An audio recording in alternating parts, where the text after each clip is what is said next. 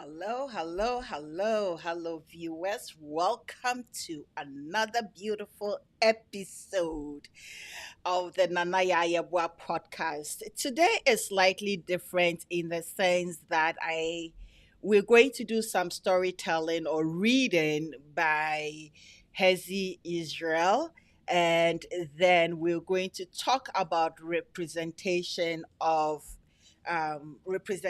in children's literature.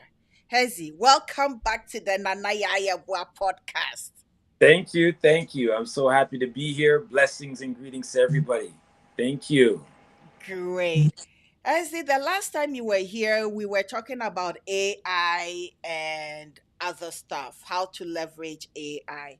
But in today's conversation, we are going to really talk about the role of representation in children's literature.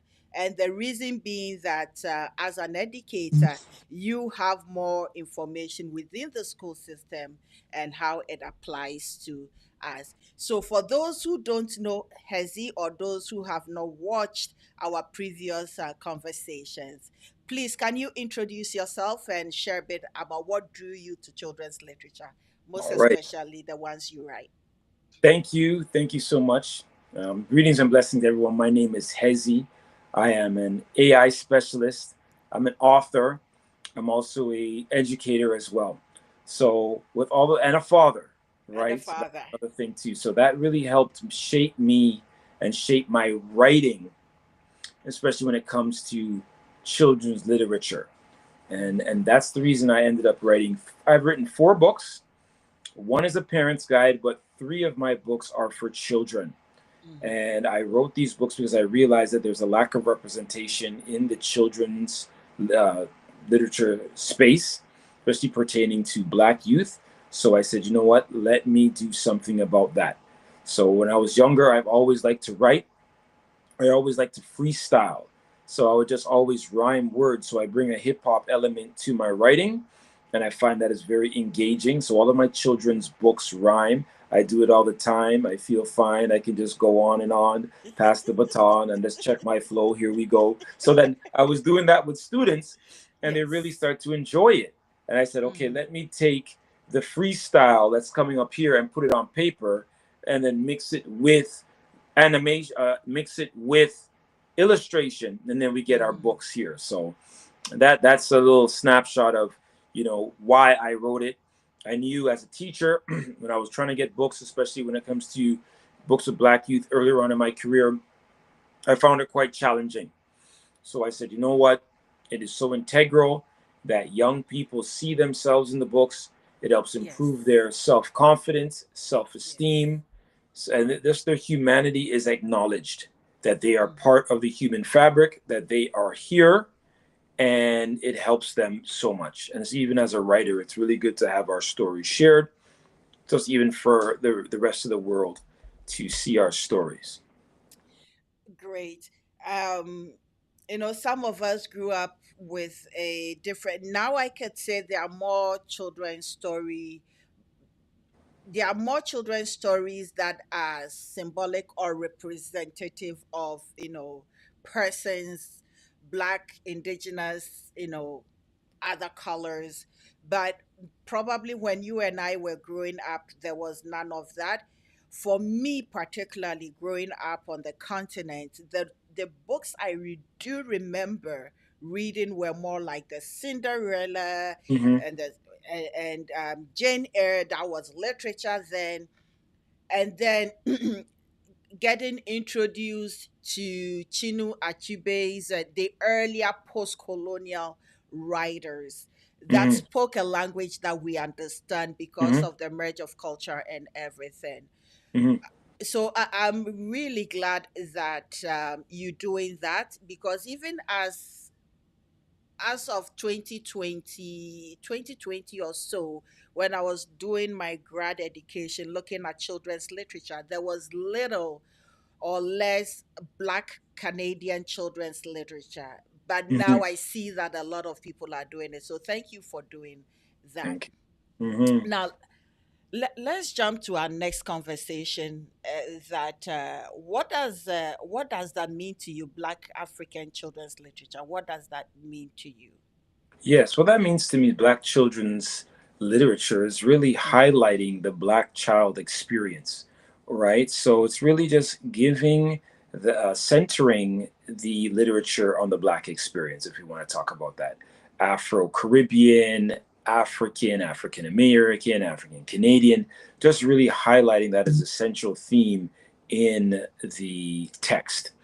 And by doing that, that does a lot of things. It lets the stories get to the mainstream. It lets other people start to humanize African youth because they start to really see that they do have stories. And it also breaks stereotypes when they see that that there's not always what the media says about us. Mm-hmm. When we start to control our own narratives, we can highlight ourselves that goes against the negative, derogatory stereotypes that are out there. So there's different ways of being. It also humanizes us, lets us know that we have contributed to society. We're the first people in society, the first people on the Yeah. planet.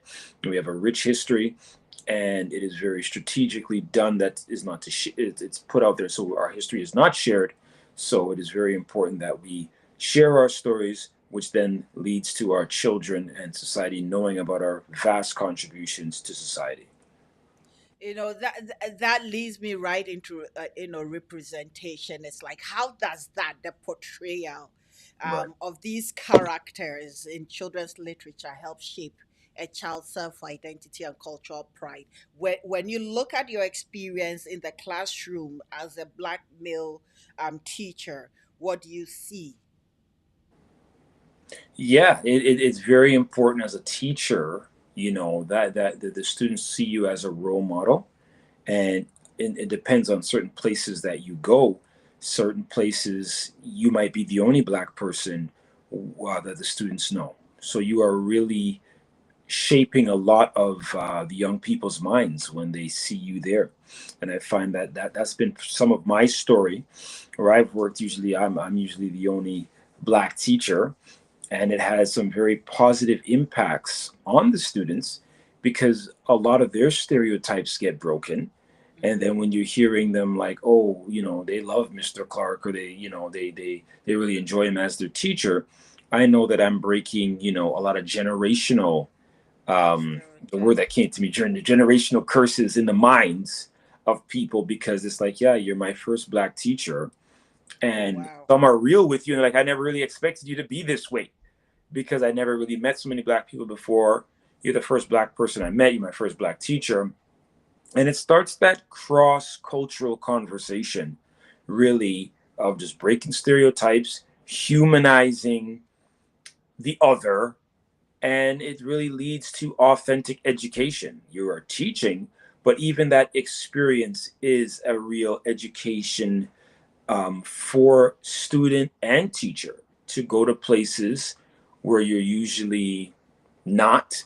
It creates a whole vibe of authentic learning, where you people are like, yo, you're just breaking these stereotypes, and I get to see a Black person in the flesh, and it's not just what I see on the news. You're not like, yo, like, oh my goodness, you can put a lesson plan together, right? Like, so it's really good to be like.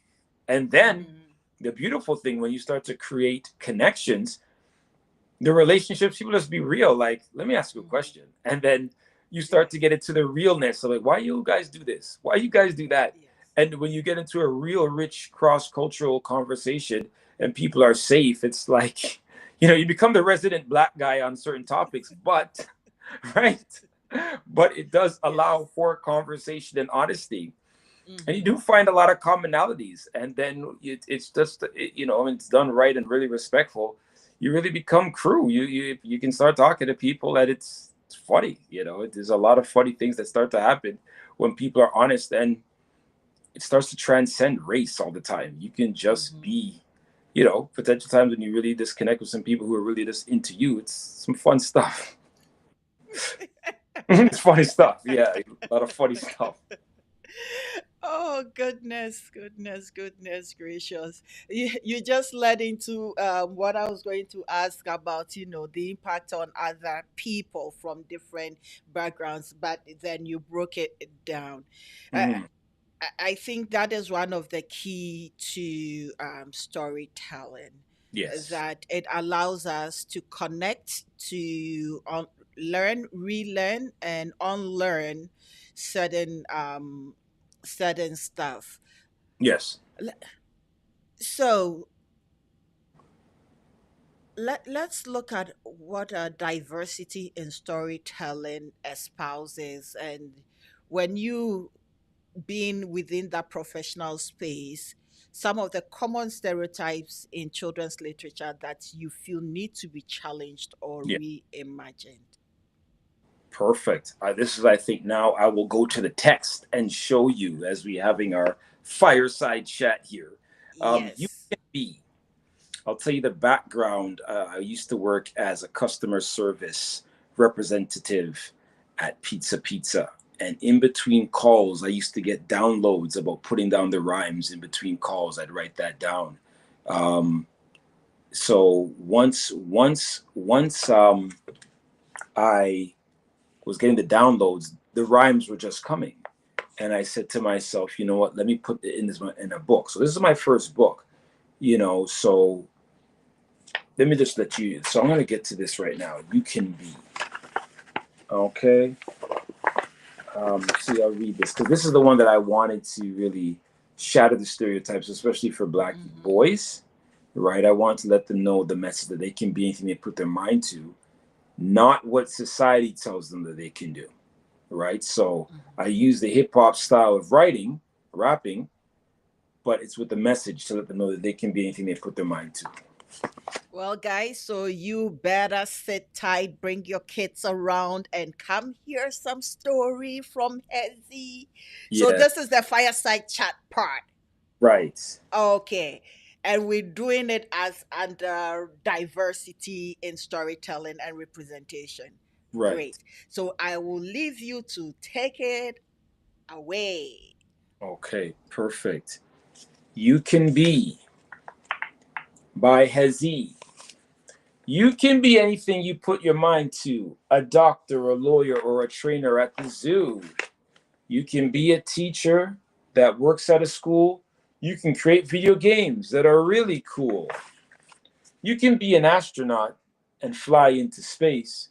You can train real hard and win a big race.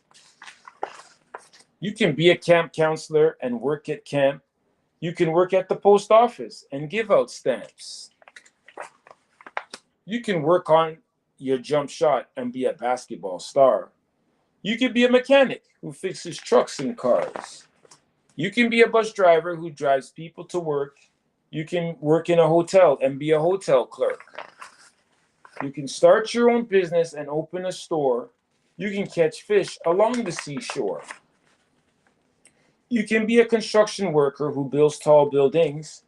You can be a jeweler who sells shiny diamond rings. You can be the conductor who's in charge of the train. You can be a pilot that flies an airplane. You can be a plumber who fixes pipes and drains. You can be an umpire at baseball games. You can be a historian and study history. You can be a ship's captain and sail the seven seas. You can create beautiful art and be an artist. You can cure diseases and be a scientist. You can be a poet who writes poetry. You can be a detective that solves mysteries. You can work at the movies and be a ticket collector. You can make sure our food is safe and be a food inspector. So remember, there is nothing you can't do. Remember to pray to Yah so your dreams can come true.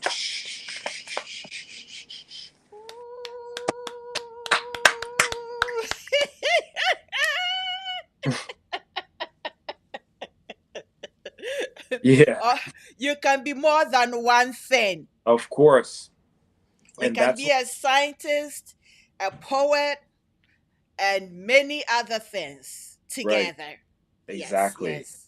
And I wanted, that's when you were asking about representation Repetition. Mm-hmm. and even diversity in the different ways how you can be. Even the title "You Can Be" is really letting the black youth know that you can be anything you put your mind to. So it is not just relegated to what society tells you you can be.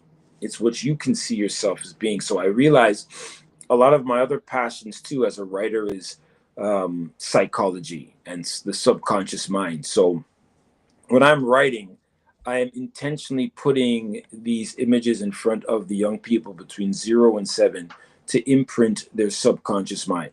So later on in life, I'm expecting when someone does something, they're going to see me on the road and say, hey, and I'm starting to see that now too. Some people are coming up to Yes. me, some of the students, but it's being very deliberate from 0 to 7 that these young people are seeing these images right by their bedside table, seeing all these things. It's imprinted in their mind. So that is the reason why I also write for young children, is to be very strategic in programming their subconscious mind so that they can see the images of greatness at a young age. So it's working in Mm-hmm. their subconscious mind. Mm-hmm. Oh wow, that is great. That is great because we do that. You may encounter a teacher, a person that may say something negatively, and you absorb it so much that it influences your life, the Mm-hmm. trajectory of your life. And I know personally, and I share with a few people that I've had that experience whereby, for instance, I wanted to go do agricultural science in university here, Campbell College, then Guelph. And I was told, in which, which snow are you going to plant cassava? I remember sharing this with a patient of mine, and we laughed. But that also, with that comment from this particular woman, changed the trajectory of my life to where it is right now. So we need to be mindful what we say and Mm-hmm. how we encourage and how we nourish our children to Yeah. become the best versions of Yeah. themselves. Or for that matter, anyone with a dream. As they say, if you ain't got nothing good to say, keep it to yourself. Mm-hmm. Mm-hmm. Mm-hmm. You're so right, Yes. especially with the children. Yeah, it's true. Yeah. It's very I, important. I I will leave this question for you to answer that. How can literature challenge the limitations of one size fits all, like a Dr. Seuss literature? You read it and then that's it, one size fits all. How can literature challenge the limitations of this and reflect the rich diversity within our Black African communities themselves? Excellent. I think the part that I'm picking up on here is how can it do that is really Yes. it starts to speak to the different identities of blackness. We understand that there is a stereotypical black male. You understand? And I So, find before you get into explaining, what are some of the examples that a stereotypical Black male will be? And then we get to the exactly. breaking it. Yeah. Let's break that down. If we're looking at you're going to be a rapper, you're going to be a basketball player, you are not going to take care of your children, you are going to be a criminal, you are going to do drugs, you're going to be a gang leader, everything negative, really, that's out there that encapsulates, they would put that on a black male, right? And they would say, okay, that's the program that's out there. You will follow it. Literature is the antidote to that programming because now it starts to show you that you have a history further, way more farther than slavery.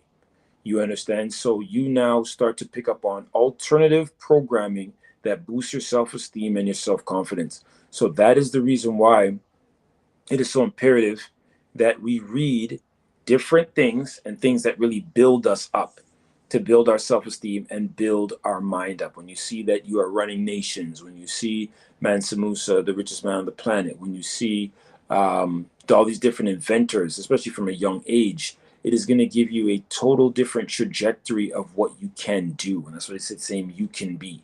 So it's very strategic that we have to be reading books that really show a different opinion, a different image than what is shown by the masses, right? To really strategically have one type of image, especially for black males and black females. This now has to challenge that narrative, and literacy has the power to do that, to challenge that narrative and imprint something new and create new programs for our youth.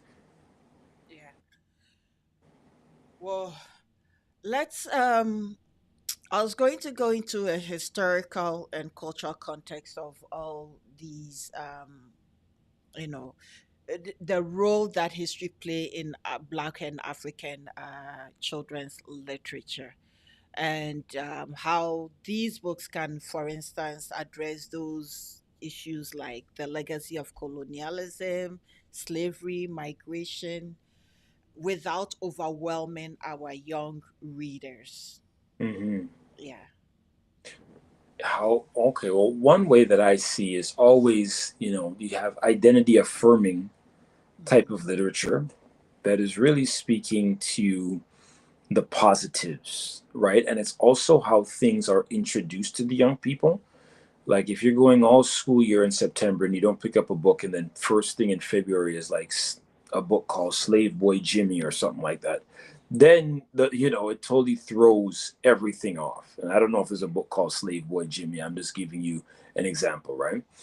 But if one is able to, you know, um, get access to identity affirming books that speak to contributions of what Africans or blacks have done to society or done in society, it totally challenges those negative stereotypes that I'm talking about, right? So I think it's also the introduction of how black literature is introduced, and also when it's identity affirming, showing more of a positive scope, and then that really starts to open up rich dialogue on, wait a second, how did colonialism start? Because that's not the beginning of your history. Slavery is not the beginning of the history. If you start to give a whole comprehensive conversation about world history, then you start to see, okay, these new systems of oppression or whatever, then you have a more fuller understanding of blacks in society and their contributions. Because strategically, if you just look at slavery, you will have a very negative view of one's culture and background and contributions to society. Okay, so you have written four books. We've heard one book. Could you please give me a segment from another of your books? Perfect. I'll give you a segment here. This one is Okay. called Truly Melanin Presents Self Care Sundays. Now, as we're talking about representation, the first one was with the males. Second one over here is for the females. Okay. Girls. Why did I write this for the girls? I wrote every single book based on one of my children. So, this I have two sons. So, this is the other book. So, right, and I read this book. So, three children, three children's books. Okay. This one now, when we talk about representation, also now writing for the young ladies. Okay. The queens. This one now, when I like to write, I like to infuse two things. So I write using hip hop style rapping, but I want to talk about mental health, and also I wanted to put that in this story too. So I'm going to read it, then I'm going to break some stuff down about the representation. Truly Melanin presents Self Care Sundays. I wake up in the morning and I feel so great. I give thanks for life and then I meditate. I brush my teeth and make sure they are clean. This is part of my daily routine. I look in the mirror and love what I see. A beautiful queen looking back at me. I am powerful, intelligent, and very smart. I say these words every day, right from my heart. It's time for breakfast, so I go downstairs. Dad gives me healthy food. I know that he really cares. Off to see the high vibes crew. Self Care Sunday is what we do. Today is devoted to our wellness and care. There are so many things we can do: rest, relax, or even wash our hair. We meet at our favorite spot on the hill. This is the place we like to chill. My friends are so positive, they keep me in a good mood.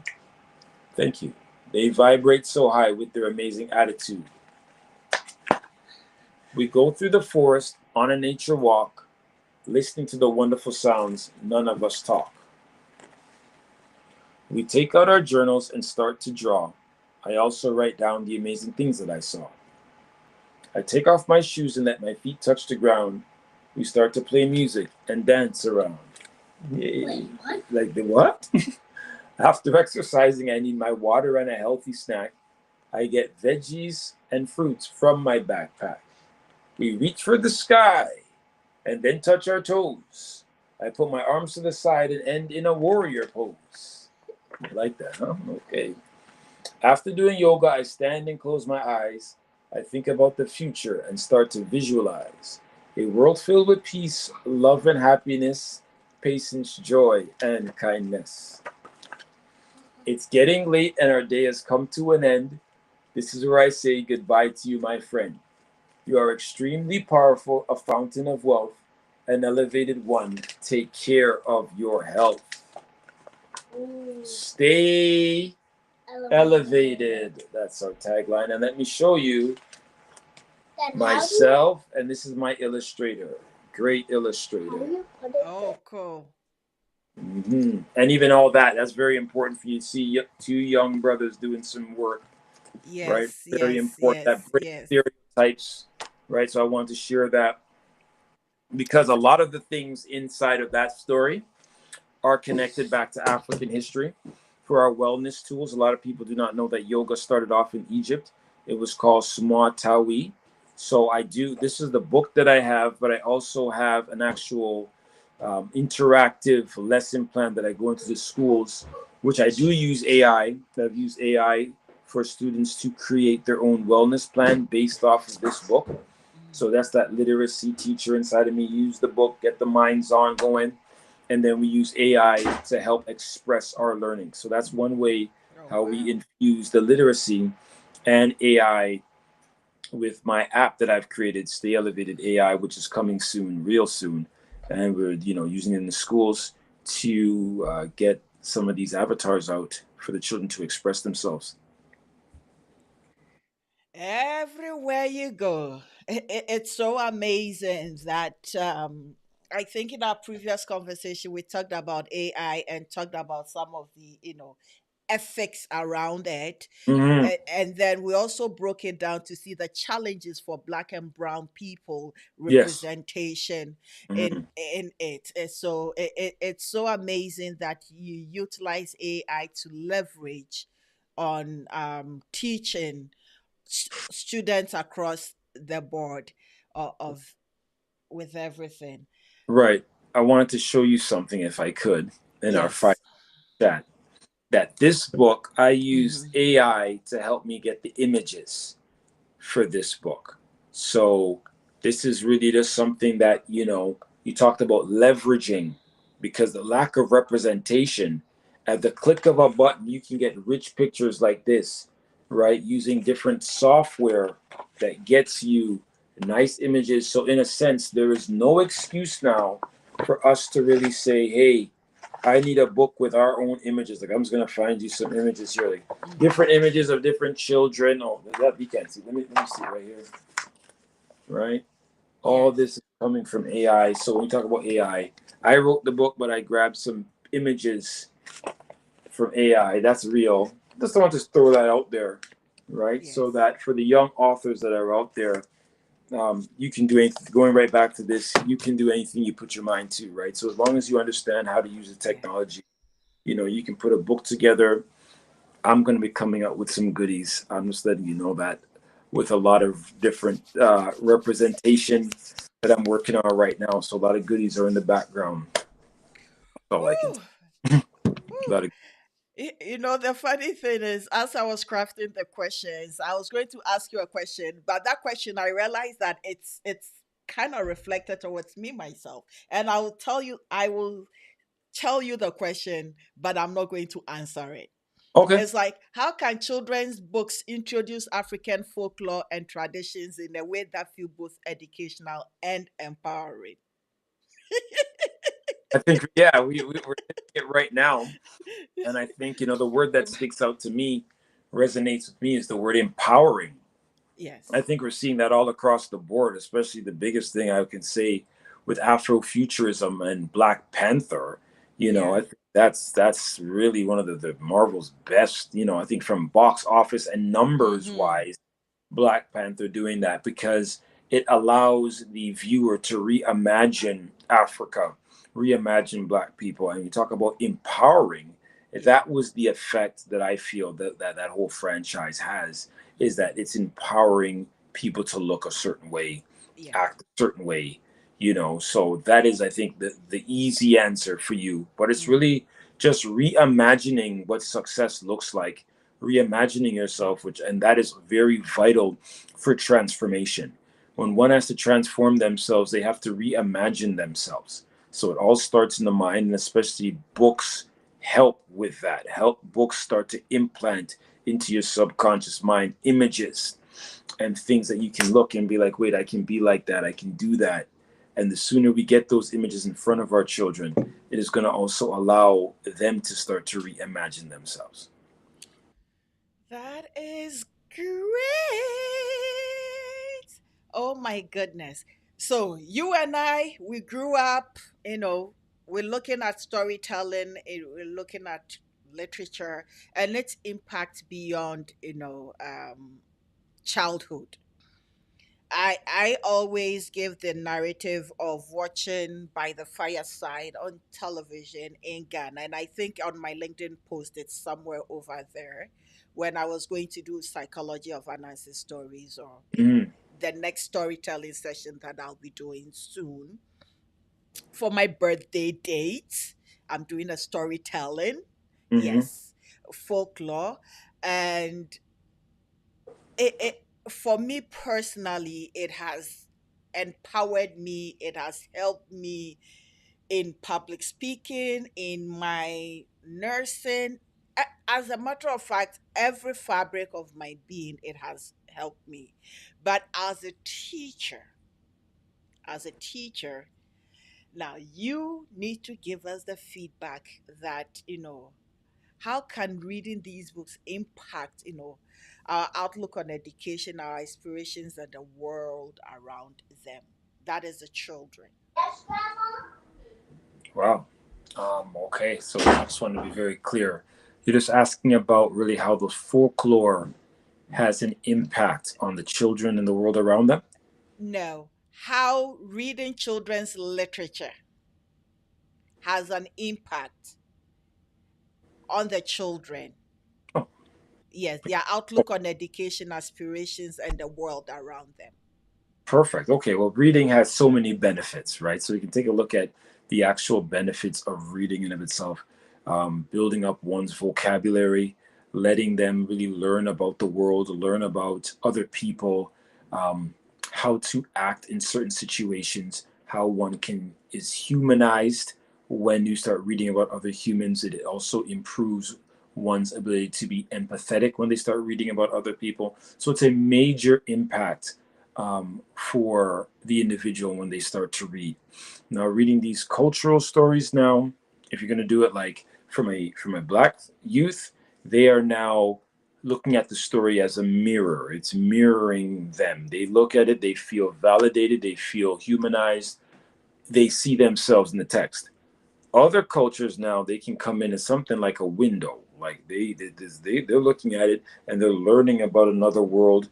They are starting to appreciate differences, but they're also seeing the humanity inside of that when they're looking at it as a window. I'm looking into somebody's world, but then there's also the part there where there's somewhat of a reflection, right? And they're seeing that mirror aspect, is that even if they're not the same culture, they can start to see some of the humanity that's reflected back from the story. So it's like, oh, this person cares for their dog or animal or loved one. I care for my animal and loved one, and then and their parents, and they can start to look at the story, and the humanity within the story can draw that bridge. So that is the power now when we're looking at the impact of reading, is that it allows you to now look into somebody's life. You could either look at that as a reflection, you know what I mean? You're looking in, and as a door.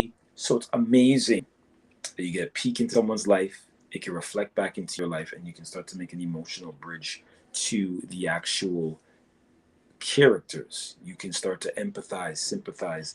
It causes you to be more humane because you're starting to read about different humans and their environment and their struggles. And you can also be inspired when you're talking about your confidence or resilience when you read about other people's struggles and how they overcame. And we see that as part of the human condition. So, yes, there's an aspect of learning about a certain specific race, but then we start to understand that humanity has certain things in common. You understand? Then we start to develop that oneness that we are part of a global village. And once we start to do that, that is the power of literacy now that we can start to learn each other's stories. Oof. I felt like I was in one of your inspirational sessions. I think we did not touch on that. You are a Mind Valley certified coach. Yes, yes, yes, yes, yes. So you know what? Before we go back into the let's get into that as well. The Mind Valley coaching, Mm, because it comes out thank you. Mm. in your work, whether we like it or not. I think my question going there is, what motivated you to get into that as into coaching? Yes, thank you so much. What motivated me to get into coaching is that I've always been that type of individual.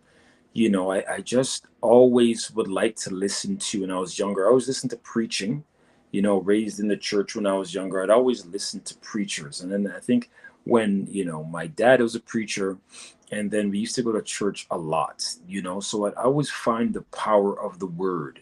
And I've seen that the word is so powerful if you know how to place the word at a proper time.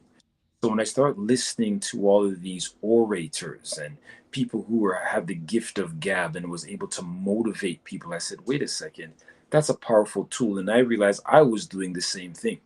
I remember in one of my early years working, somebody just came into my office and he's just like, hey, you have a word for me today? I just want to come here. I know you can make me feel better.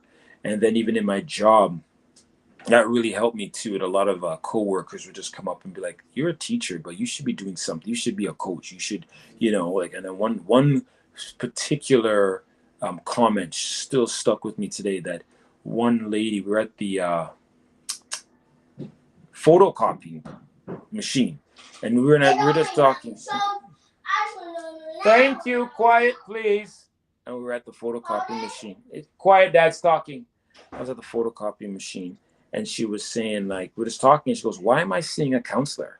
I can just talk to you, you know." And then I was like, okay, and then the same person like, yo, you should really go into this. And I started to find people would just come in after school. Hey, can I talk to you? And we go to the whiteboard and we start working out the problems. And I just felt it was just something that I just did, as a teacher. But they're like, no, you need to go and take this to the next level. So I did that after lots of years of contemplation. Like, yeah, I want to be a life coach. I want to get certified. And I did it last, I think, 2 years, and it was really good. It's totally impacted the way I see the world, my work. Even as a teacher, I still use a lot of transformational psychology and infuse that with teaching. So, especially even the world of AI now, where we start to envision ourselves, I walk with that type of mindset. So yes, it does come up.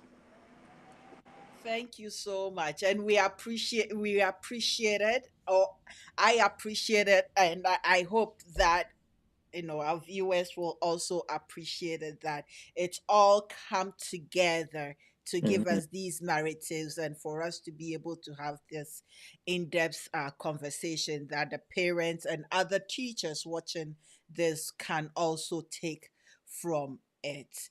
Mhm. um since we're winding down, let me get to my last question, and then we give our social media handles where people can find us. Um, aside from your books, are there any other Black or African Canadian children literature, or let's say Black diasporan books that you can recommend for parents or teachers to Is it children's books or just any books? I have a it's, whole. so let's do children's books, and then we can do young adult and adults. So children's books first. I don't. Children's literature. I'm just gonna say go into a bookstore and grab all the things that resonate. Like I mean, you're putting me on the spot to give you certain names. You know, Yolanda T. Marshall. That's someone that she's really inspired me. You know, I got all these other sisters that I follow and brothers I follow in the self-publishing Canadian space. You know what I mean? So talk to all of them. I'm trying to think of now. You put me on the spot. All their names are all in my Instagram, but all of the crew, the Canadian self-publishing crew, that all of us we see each other at every show.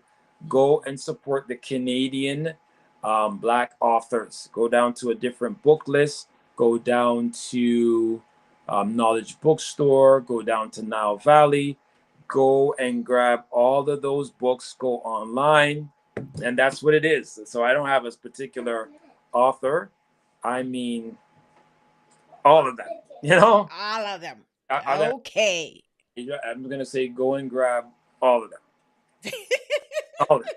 One at a time. If One at you a time. you so you don't break your bank. Exactly. Yes. One at a time. Yes. Slowly but surely. So my final question to you is let's say within the next decade, if there were to be a significant change in children's literature, Black Canadian children's literature, what do you think it will be? Like the landscape is changing so rapidly Yes. What I'm thinking is going to really, from a teacher's perspective. from a teacher's perspective, okay. Can you hear can you hear the sea in your ears? One thing I think going to happen is the storytelling mixed with AI is going to be something that Mhm. you're going to see. The ability for people to create their stories at the drop of a dime, right?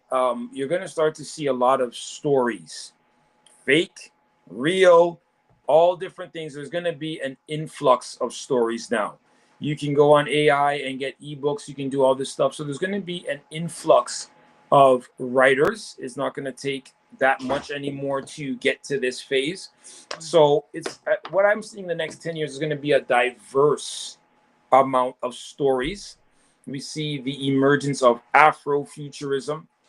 We see the emergence of also, I think it's also called indigenous futurism too. All these different art forms Yes.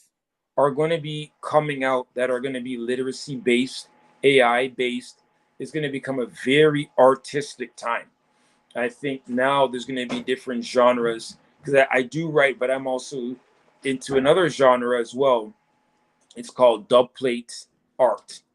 So What where I is get that? authentic, yeah, I'll explain it to you. So in the reggae world, DJs will get a recording of an artist that they kind of remix their song and shout them out, right? So I've now created a few AI videos with authentic dub plates with different artists such as Sizzla, Capleton, Luciano, Kamani Marley, and Blessed. And I've taken the dub plates and made a virtual movie with the dub plates.